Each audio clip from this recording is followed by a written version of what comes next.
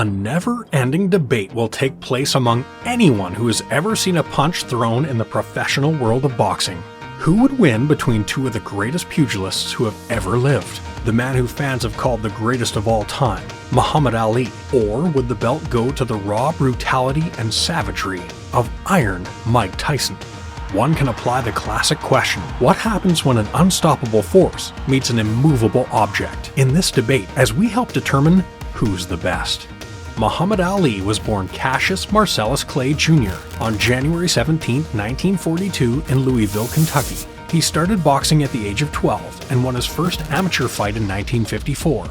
He won the Golden Gloves 2 years later and by 1960 would win the Olympic gold medal for the US and Italy.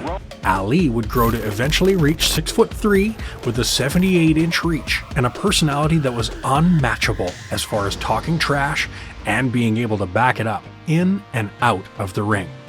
Michael Gerard Tyson was born June 30th, 1966 in Brooklyn, New York, where Mike was bullied as a kid. He was arrested more than 30 times by the age of 13 and began boxing at a reform school upstate.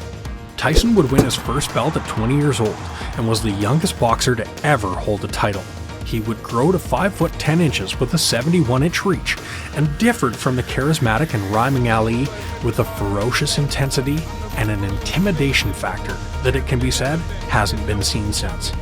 Both men had incredible rivals in the boxing world. Muhammad Ali had epic battles against George Foreman, Sonny Liston, and Smokin' Joe Frazier.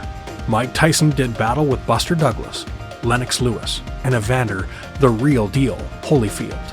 Muhammad Ali's last fight was in 1981, and Mike Tyson's first professional fight didn't take place until 1985, and their personal records would be staggering. Ali would finish his career with a total of 61 fights, 56 wins, with 37 of those by knockout. He only lost 5 times. Tyson would fight 58 times, win 50 of those fights, and 44 of those by knockout. He lost 6, and 2 matches were called as no contests. Both men had controversy during their careers, Muhammad Ali with his outspoken and anti-Vietnam War stance, and Mike Tyson with several legal issues due to a conviction of rape in 1992 and a sentence of 6 years in jail, of which he served 3. On top of the legal issues, Mike had financial problems toward the end of his career with bankruptcy and lawsuits against his former partner and manager, Don King, who Tyson alleges stole millions of dollars over the years of their business relationship. Muhammad Ali's issues were physical after his career when he was diagnosed with Parkinson's disease, and of which he said, "This is a trial from God. He gave me this illness to remind me that I am not number one. He is." The argument about who would win if they ever squared off comes down to Muhammad Ali's speed versus Tyson's punching power, and the chance of a quick knockout instead of the fight going the distance. Ali made his own rules in the ring, and his style was graceful and calculated. He would wear opponents down and target their heads with a brutal 4-punch combination. The points for style, stamina, and pure heart would go to Ali, but Tyson would be superior in defense and power. It's argued that if the fight went long, Ali would be victorious, but anything shorter than the match going the distance, and the match would go to Tyson.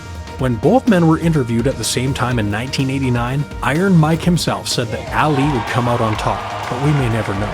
Muhammad Ali died June 3, 2016 at the age of 74, and Iron Mike Tyson currently lives off of his savings and in retirement at his home in Las Vegas, Nevada.